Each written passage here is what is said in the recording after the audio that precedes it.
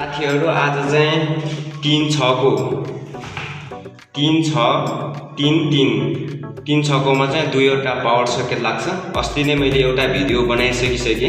माथि आइकनमा आउँछ साथीहरु, त्यसको लागि त्यो भिडियो पनि चेक आउट गर्न सक्नुहुन्छ। यसमा चाहिँ दुईवटा पावर सकेट राख्न लागिरहेछ। पावर सकेट चाहिँ यो हो, एउटा यहाँ लाग्छ, एउटा यहाँ लाग्छ, एउटा यहाँ लाग्छ, एउटा यहाँ लाग्छ। दुईवटा पावर सकेटको फिटिङ गर्न सकिन्छ। यहाँ चाहिँ त्यो फिटिङ गर्नुभन्दा अगाडि चाहिँ च्यानलमा नयाँ हुनुहुन्छ भने SDP इलेक्ट्रिक प्लम्बर युट्युब च्यानलमा कृपया सब्स्क्राइब गरिदिनु होला। यो यहाँनिर रेड ब्ल्याक कलर भएको कारणले गर्दा पनि यसमा यो न्युट्रल यो फेज गरिरहेको छ। यसमा चाहिँ रेड फेज न्युट्रल ब्ल्याक तार कनेक्ट गर्नको लागि चाहिँ डबल पावर सकेट राखेको भएर यसरी यसलाई यहाँनिर यसरी वायर कटर पेन्सिलले यसरी छिल्न सकिन्छ। रेड वायर प्लसलाई पनि यसरी यसलाई यसरी कनेक्ट गर्न सकिन्छ।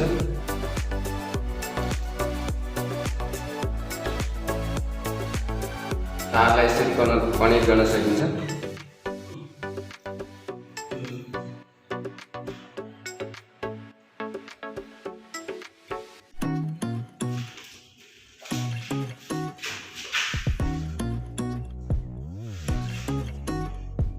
यसलाई चाहिँ पेन्सिलले यसरी टाइट गर्न सकिन्छ। ब्ल्याक वायर न्युट्रल माइनस यसलाई पनि सेम तरिकाले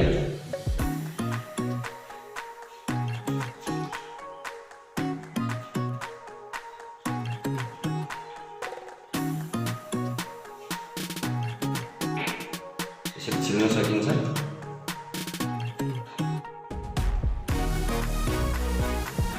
यसलाई पनि यसै गरेर राम्रोसँग यसरी जोइन गर्न सकिन्छ। त्यसपछि यो प्लायरले पेन्सिलले यसरी टाइट गर्न सकिन्छ।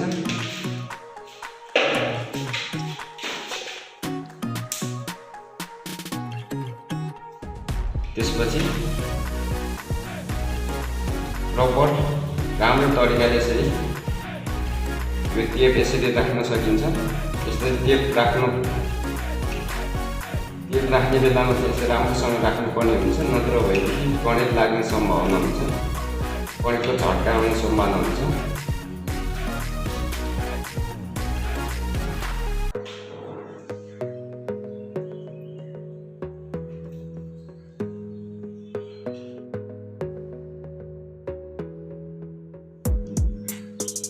यो चाहिँ अर्थिङको हो। अर्थिङको 1 mm ब्ल्याकै लगाएको छ। अर्थिङको चाहिँ विशेष गरेर हरियो कलरको आउने गर्दछ। यसलाई चाहिँ यो पनि सेम अर्थिङको लागि पनि सेम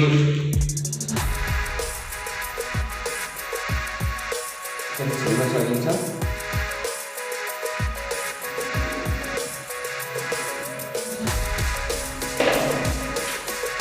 सेम प्रोसेस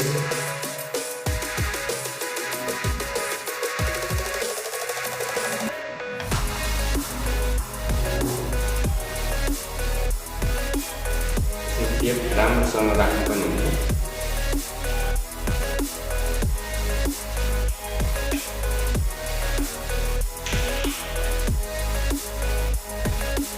यो अर्थिङको यता बस्ने पावर सकेटलाई यो फेज यहाँको लागि न्यू न्यूट्रल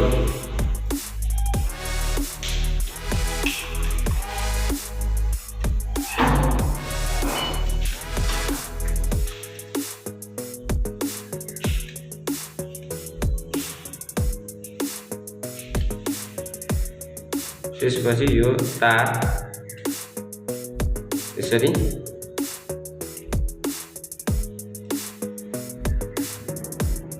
L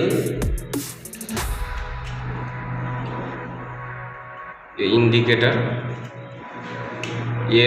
L1 यसरी L1 मा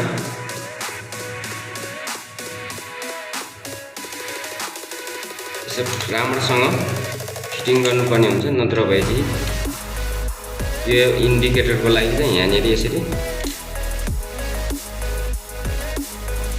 राम्रोसँग राख्न सकिन्छ।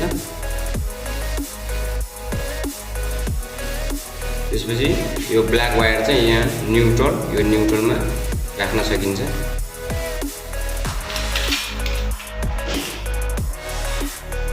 यहाँको लागि चाहिँ यो रेड वायर 4 mm को वायर हो, रेड प्लस ब्ल्याक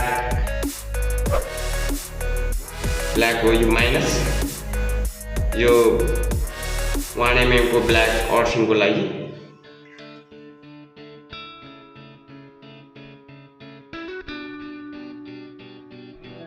यो चाहिँ बढी भएकोलाई चाहिँ यसरी कट गर्न सकिन्छ।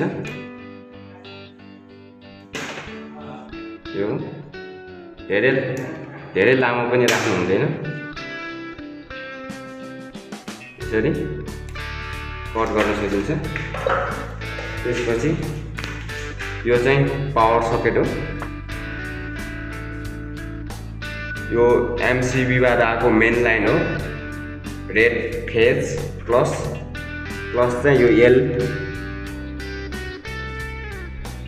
यहाँ बिचमा राख्न सकिन्छ, फिट गर्नु होला बिचमा रेड वायर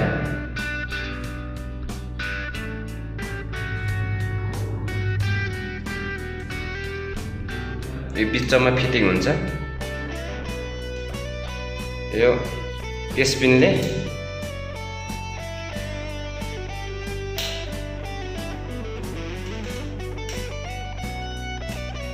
राम्रोसँग टाइटसँग राख्नुपर्ने हुन्छ।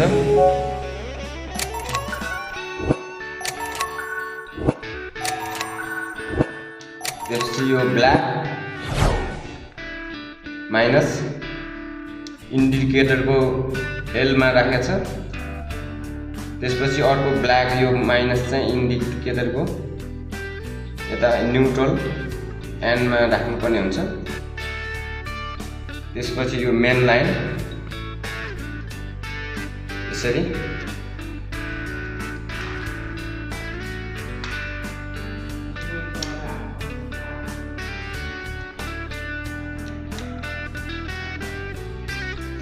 त्यसपछि यो अर्थिङ चाहिँ यस्तो यो बिचमा राख्नु फिटिङ हुन्छ। अर्थिङको यो बिचमा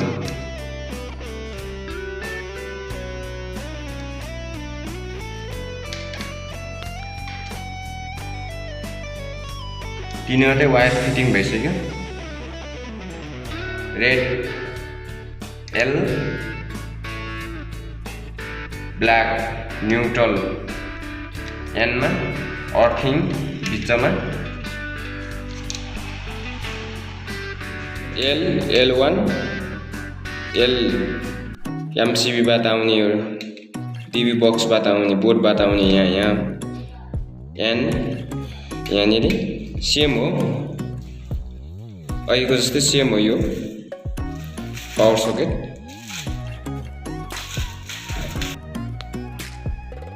एउटा चाहिँ फिट भइसक्यो, डबल पावर सकेट 3 छकोमा।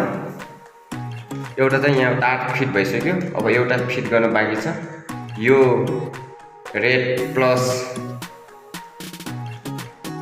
टेपिङ गरेको छ, यो प्लस, यो न्यूट्रल माइनस। अब सेम तरिका हो, यसमा यो बिचमा एल लेखेको ठाउँमा मेन लाइन यसरी राख्नु फिटिङ गर्नु होला।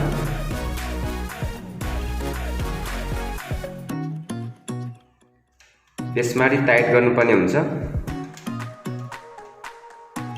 न्युट्रल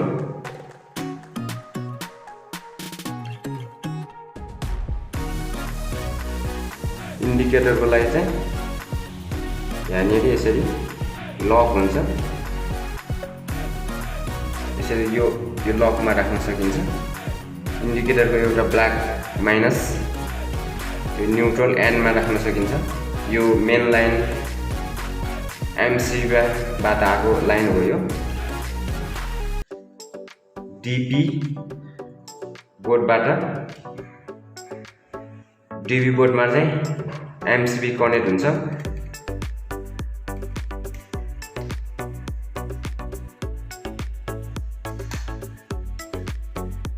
यो ब्लू वायर चाहिँ न्युट्रल हो। ब्लू वायर चाहिँ अर्थिङ न्युट्रल हो। अर्थिङ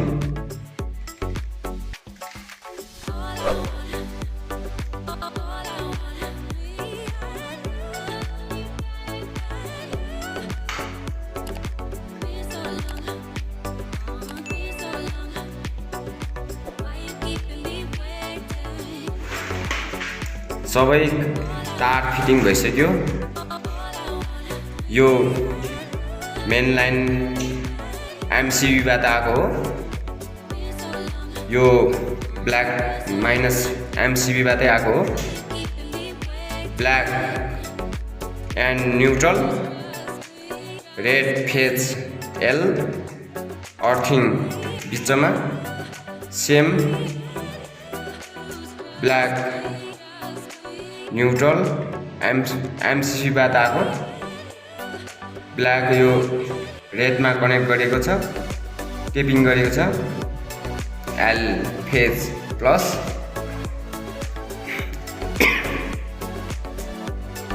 पावर सकेटमा यसरी फिटिङ गर्न सकिन्छ।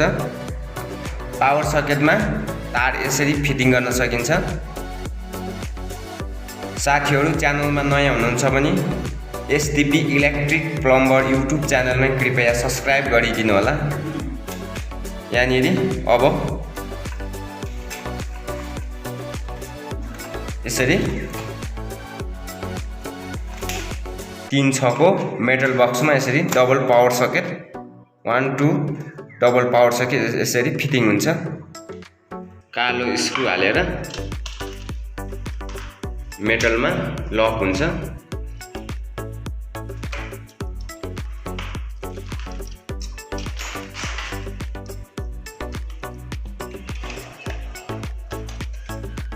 डबल पावर सकेट 3-6 को मेटल बक्समा यसरी राख्न फिटिङ गर्न सकिन्छ।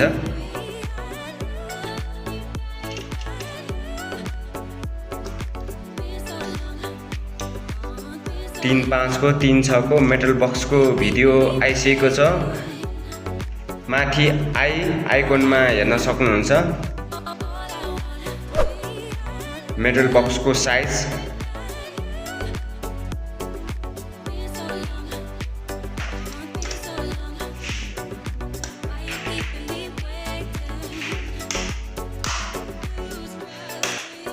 पावर सकेट स्विच राम्रो छ।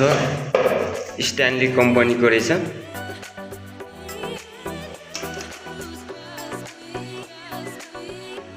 Finally fitting सिद्धिसक्यो।